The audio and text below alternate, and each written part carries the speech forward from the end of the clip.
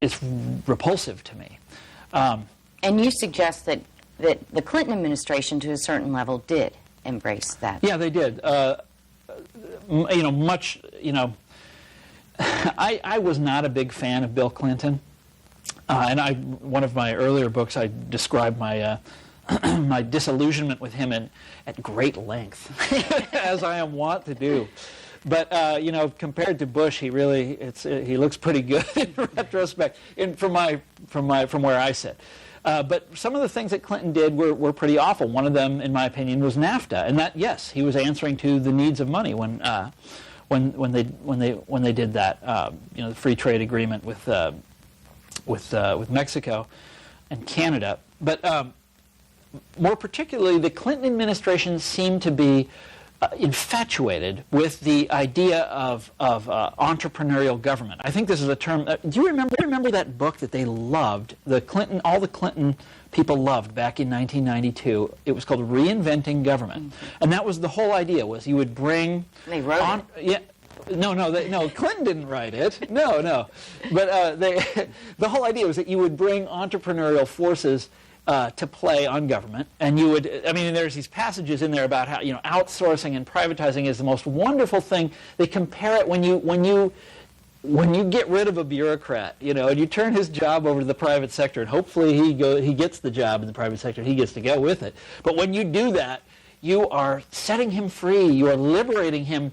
They compare it to being born again, this kind of these religious terms, And so, yeah, the Clinton people really embraced the ideology of market forces in government, marketized government, and that's has turned out to have terrible, catastrophic consequences for the rest of us.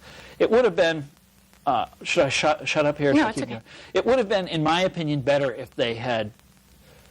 Pushed back at what some of the things that Reagan had done, reversed some of those things, rather than saying, accepting them, 2/3 of the way, which is what they did, because that just allowed then the succeeding president, George W. Bush, to just push it that much farther, and gave him incentive to do it too.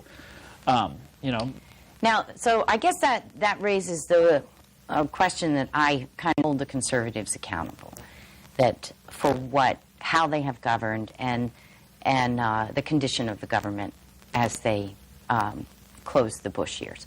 But the question is, what, if not embracing the market, what is the philosophy you think that should be adopted? And what is the alternative? What's my philosophy of government? Gee whiz, I would say democracy. Mm-hmm. I would say, and I would say democracy not only in terms of one man, one vote, one person, one vote, but also in terms of society. I mean, look at the America that we have become compared to the America that we were in, say, in the 1960s or the 1970s. Back when I was a kid, there was nothing strange about a blue-collar person living in a suburb right next door to a white-collar person. That sort of thing happened all the time. Now that's unthinkable. I mean, the white-collar people live in these, castles out in McLean or whatever. It looks like Versailles or something like that. And the blue-collar people are struggling from paycheck to paycheck. And that's the America that we have become. And in my mind, that's not. That is a huge step in the wrong direction. And you know what else it is? It's not conservative. These people have not conserved that society that they were born into, that society that we grew up in, that sort of middle-class America. They've wrecked it. Now, there's a book that came out a few years ago that was very influential to me. It was called, I'm sorry, I haven't thought about it for a while, but it was called A Brief History of Neoliberalism. It was by a professor called David Harvey. And he asks, neoliberalism, he's British, neoliberalism is the term that they use over there to describe what we would call conservatism, laissez-faire, let the market do it. They call that neoliberalism, turning everything over to the market, worshiping the market. And he says, he looks back at the long history of neoliberalism, 30 years or whatever, and he says, has this project, the neoliberal project, has it been a utopian project, by which he means have this sort of free market utopia in which everything is wonderful and the free market solves all our problems, which a lot of these guys will tell you that's what they're doing, that's what they believe in. The libertarians, they talk that way all the time. Has it been a utopian project or has it been a class project to restore class power?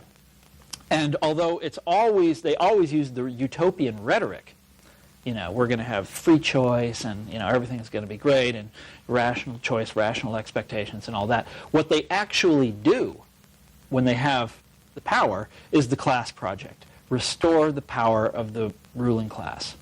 Bring back the power that those people used to have in the 1920s and the 1930s and that they lost courtesy of liberalism.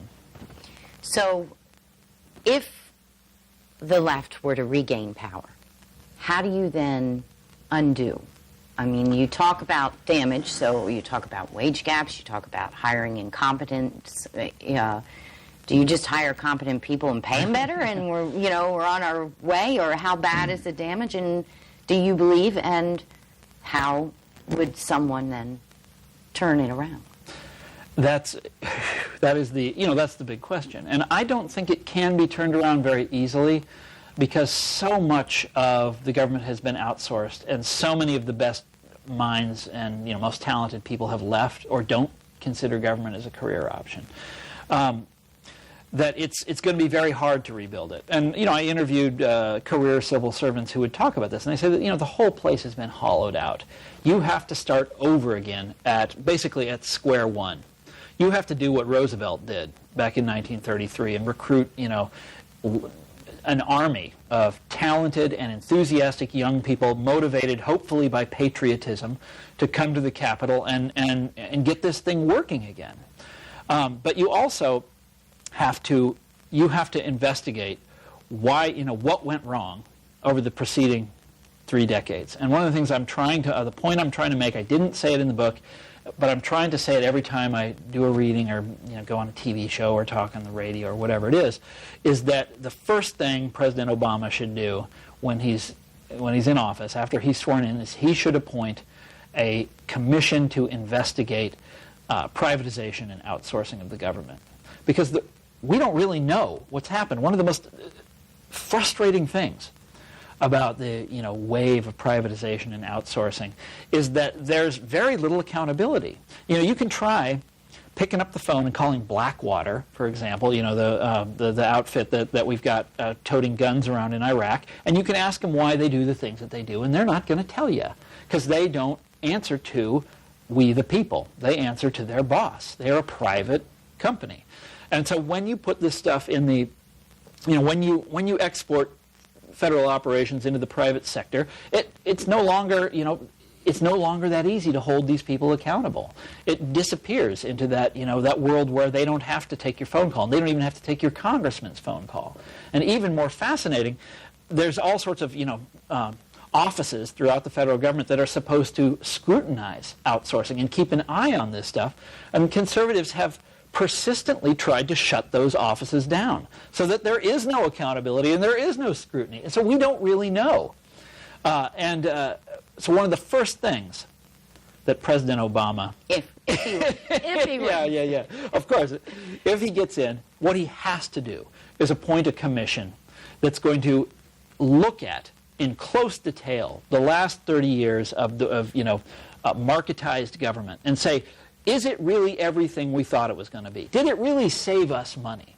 Did it really, do things more efficiently? Did it really allow, bureaucrats to be born again? All that sort of thing. We need to look into this and see if this is really the way we want to continue to proceed. And, I can tell you what the answer is going to be. If you Maybe I'll wait for the report. Yeah, we'll do that in the next show. Thank you so much, Tom, for joining us today, and good luck with the book. I'm sure it's going to be a great seller.